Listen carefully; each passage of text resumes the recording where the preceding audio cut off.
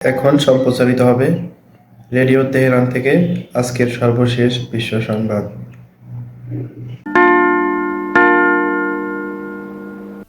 Radio Tehran থেকে শুরু হচ্ছে বিশ্ব সংবাদ।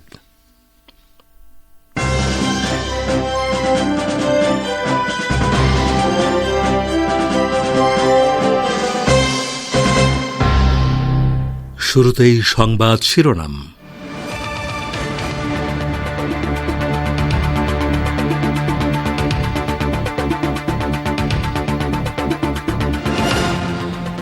বাংলাদেশের প্রধানমন্ত্রীর পদ থেকে পদত্যাগ করে দেশ ছেড়েছেন শেখ হাসিনা। সেনা প্রধান বলেছেন, অন্তর্বর্তী সরকার গঠিত হবে, সবার বিচার করা হবে।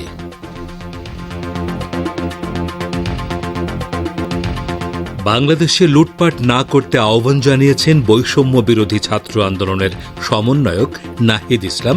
শান্ত থাকতে বলেছেন খালেদা জিয়া। ভারতের পশ্চিমবঙ্গের মুখ্যমন্ত্রী মমতা বন্দ্যোপাধ্যায় বলেছেন, বাংলাদেশ ইস্যুতে কোনো উস্কানি না ছড়িয়ে কেন্দ্রীয় সরকারের উপর ছেড়ে দিন। এবং ইরানের আইআরজিসির প্রধান বলেছেন, দখলদার ইসরায়েলের জন্ম হয়েছে সন্ত্রাসের দোলনায় এবং ভুল গণনার মধ্য দিয়ে তার কবর হবে।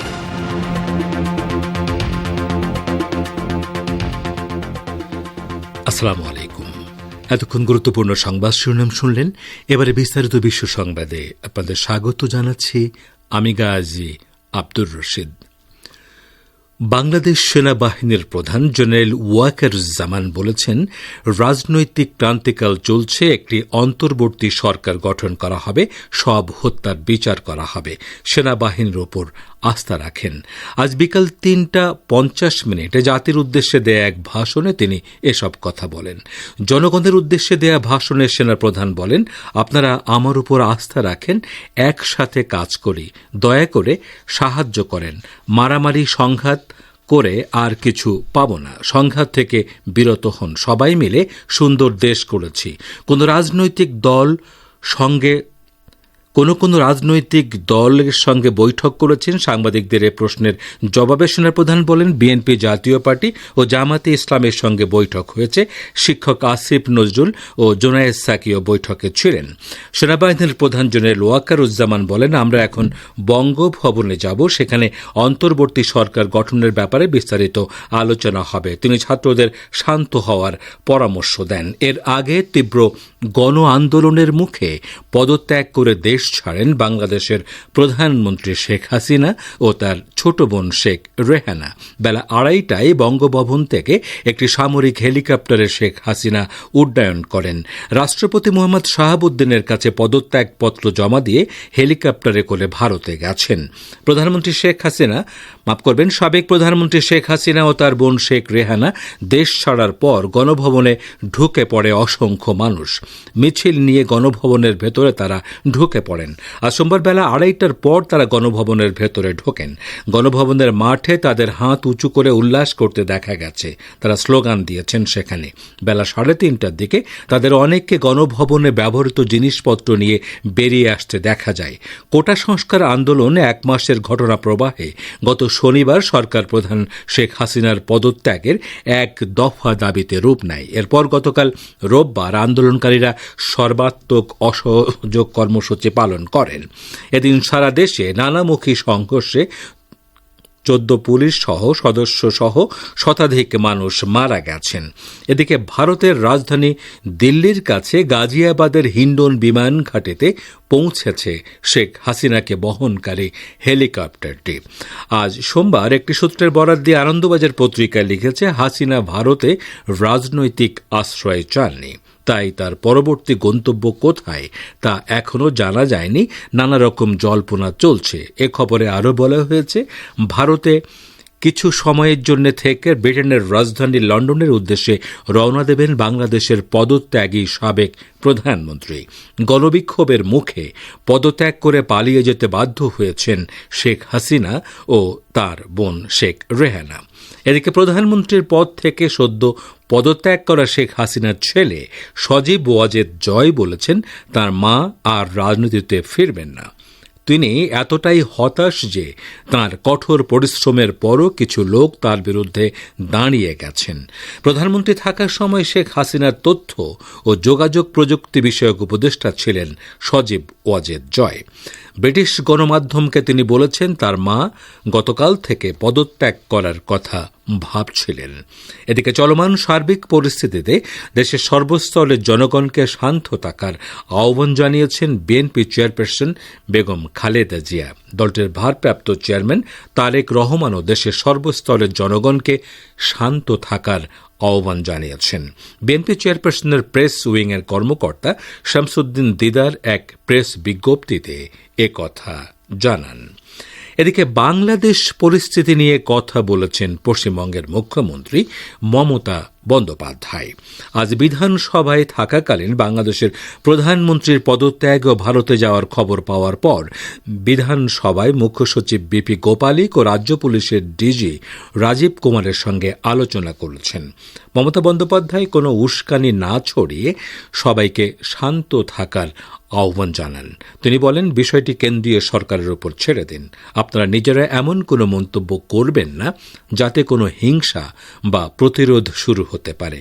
বাংলাদেশের পরিস্থিতি নিয়ে আমরা সবাই উদ্বিগ্ন, কিন্তু সেটা নিয়ে এমন কিছু লিখবেন না বা বলবেন না যাতে বাংলা ও ভারতের শান্তি নষ্ট হয়। এদিকে বাংলাদেশের উদ্ভূত পরিস্থিতিতে কেউ যেন লুটপাটের সুযোগ না পায় তা নিশ্চিত করতে ছাত্র জনতার প্রতি আহ্বান জানিয়েছেন বৈষম্য বিরোধী ছাত্র আন্দোলনের সমন্বয়ক নাহিদ ইসলাম। রাজপথে অবস্থান নেয়া ছাত্র জনতার উদ্দেশ্যে লুটপাটকারীদের রুখে দেয়ার আহ্বান জানিয়েছেন তিনি। আজ সোমবার সন্ধ্যা 7টার দিকে চ্যানেল 24-এ কথা বলেছেন বৈষম্য বিরোধী ছাত্র আন্দোলনের 9 জন সমন্বয়ক। সেখানে বক্তব্যে অভীষ্ট লক্ষ্য অর্জিত না হওয়া পর্যন্ত ছাত্র জনতাকে শান্তিপূর্ণভাবে রাজপথে অবস্থানের আহ্বান জানান নাহিদ ইসলাম। আপনারা বিশ্ব সংবাদ শুনছেন রেডিও তেহরান থেকে, আর প্রচারিত হচ্ছে বাংলাদেশ ও ভারতে শর্টওয়েভ 25 মিটার ব্যান্ডে, এছাড়া বিশ্বজুড়ে ইন্টারনেট ও স্যাটেলাইটে।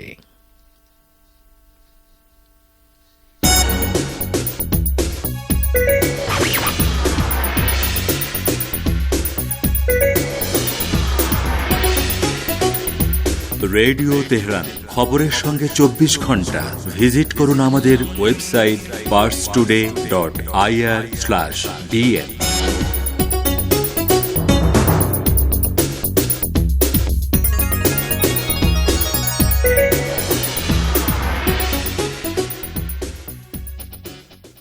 আবারও ফিরে এলাম বিশ্ব সংবাদে। ইরানের ইসলামী বিপ্লবী গার্ড বাহিনী বা আইআরজিসির প্রধান মেজর জেনারেল হোসেইন সালামি বলেছেন, ইসরায়েলে জন্ম হয়েছে সন্ত্রাসের দোলনায় এবং ভুল গণনার মধ্য দিয়ে তার কবর হবে। রাজধানী তেহরানে আজ জাতীয় সাংবাদিক দিবস উপলক্ষে আয়োজিত এক অনুষ্ঠানে একথা বলেন জেনারেল সালামি।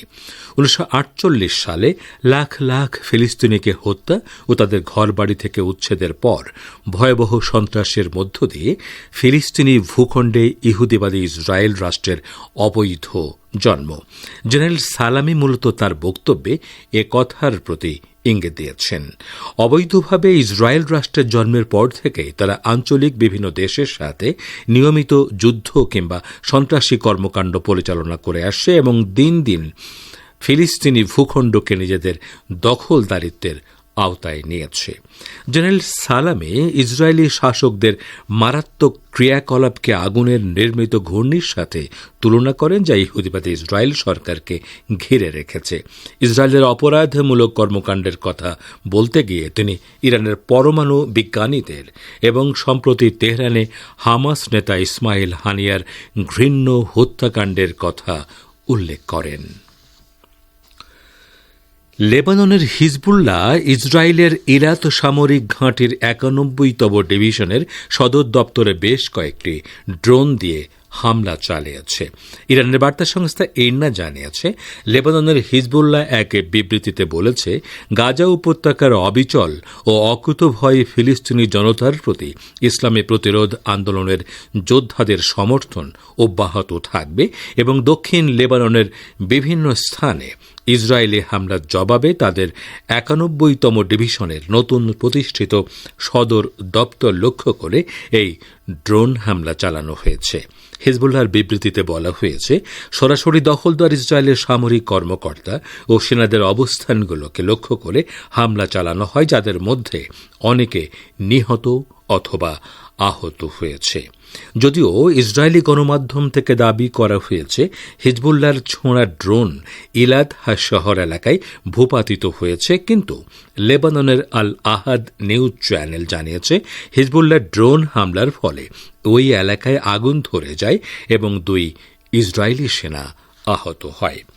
ফিলিস্তিনি প্রতিরোধ যোদ্ধাদের আল-আকসা ঝড় অভিযান শুরু হওয়ার পর গাজার উপর চাপ কমানোর জন্য লেবাননের হিজবুল্লাহ ইসরায়েলের উত্তরাঞ্চলের একটি বড় অংশের উপর হামলা চালানো শুরু করে এবং ইসরায়েলকে এখনও হিজবুল্লাহকে মোকাবেলা করতে হচ্ছে। আপনারা বিশ্ব সংবাদ শুনছেন রেডিও তেহরান থেকে। আলো প্রচারিত হচ্ছে বাংলাদেশ ও ভারতের শর্টে ২৫ মিটার ব্যান্ডে।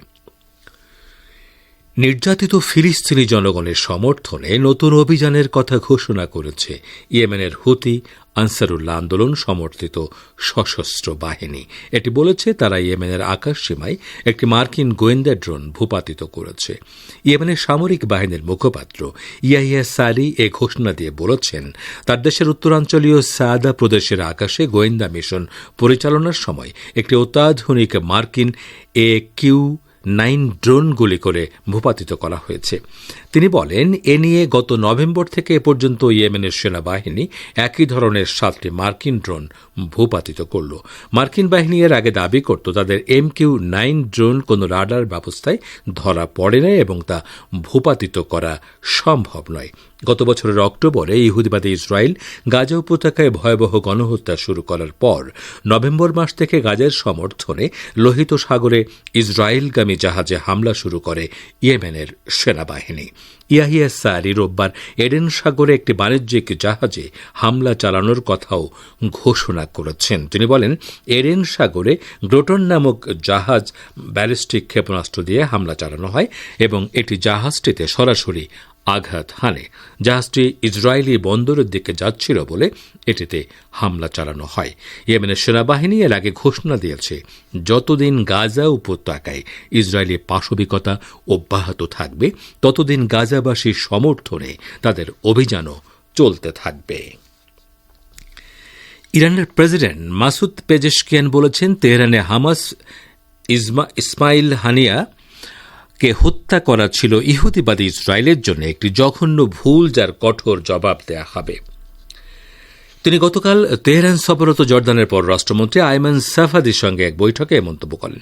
পেজেশকিয়ান বলেন, ফিলিস্তিনের ইসলামী প্রতিরোধ আন্দোলন হামাসের শীর্ষ নেতা ইসমাইল হানিয়াকে হত্যা করে ইসরায়েল সকাল পর্যন্ত সকল আন্তর্জাতিক আইন ও রীতিনীতি লঙ্ঘন করেছে। শ্রোতা বন্ধুরা, আমাদের নিউজ ডেস্কে এখনকার মতো এই ছিল সর্বশেষ খবর। এতক্ষণ আমাদের সাথে থাকার জন্য অনেক অনেক ধন্যবাদ।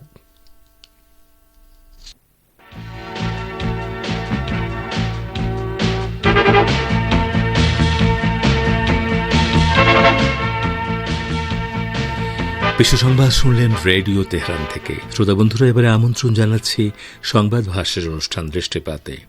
ইরানের রাজধানী তেহরানে ইহুদিবাদী ইসরায়েলি হামলায় হামাস নেতা ইসমাইল হানিয়ার শাহাদাতের পর জামকারান মসজিদে ইয়াসালাসাদ আল হুসেইন বা আল হুসেইনের আঘাত লেখা লাল পতাকা উত্তোলন করা হয়েছে। এ সম্পর্কে এখন রয়েছে আমাদের ভাষ্যকারের একটি পর্যালোচনা। পড়ে শোনাচ্ছেন রেজওয়ান হোসেন। ইরানের রাজধানী তেহরানে ইহুদিবাদী ইসরায়েলি হামলায় হামাস নেতা ইসমাইল হানিয়ার শাহাদাতের পর জামকারান মসজিদে ইয়ালা সারাত আল হুসেইন বা আল হুসেইনের আঘাত লেখা লাল পতাকা উত্তোলন করা হয়েছে। ইরানে প্রতিশোধের প্রতীক লাল পতাকা উত্তোলনের ব্যাপারে বিশ্বব্যাপী ব্যাপক প্রতিক্রিয়া হয়েছে। ফার্স নিউজের বরাত দিয়ে পার্স টুডে জানিয়েছে, মার্কিন গণমাধ্যম ওয়াশিংটন এক্সামাইনার এক প্রতিবেদনে লিখেছে, ইরান প্রতিশোধের প্রতীক লাল পতাকা উত্তোলন করেছে এবং হামাস নেতাকে হত্যার প্রতিশোধ নেয়ার প্রত্যয় জানিয়েছে। মার্কিন গণমাধ্যমটি লিখেছে, এই পতাকা কালে ভদ্রে উত্তোলন করা হয়। এর আগে জেনারেল কাসেম সোলাইমানির শাহাদাতের পর এটি উত্তোলন করা হয়েছিল। ইউরোপের অন্যতম গুরুত্বপূর্ণ পত্রিকা এবং ফ্রান্সের সবচেয়ে গ্রহণযোগ্য গণমাধ্যম দৈনিক লা মন্ড এ সম্পর্কে লিখেছে, শিয়াদের কাছে পবিত্র স্থাপনা হিসেবে পরিচিত জামকারান মসজিদে বুধবার লাল পতাকা উত্তোলন করা হয়েছে।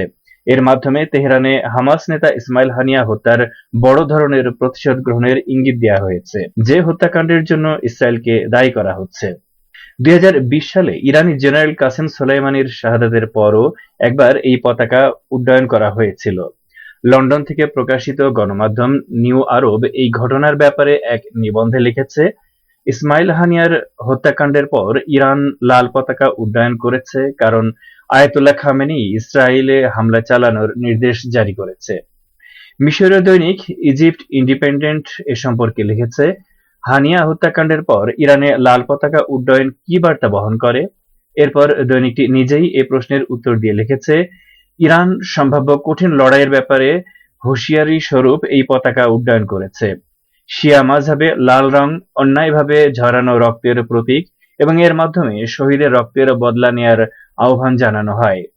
প্রাচীন ইরানের হত্যাকাণ্ডের শিকার ব্যক্তিদের ঘরের দরজায় লাল রঙের পতাকা উড্ডয়ন করা হতো এবং হত্যাকাণ্ডের প্রতিশোধ না নেওয়া পর্যন্ত ওই পতাকা নামানো হতো না।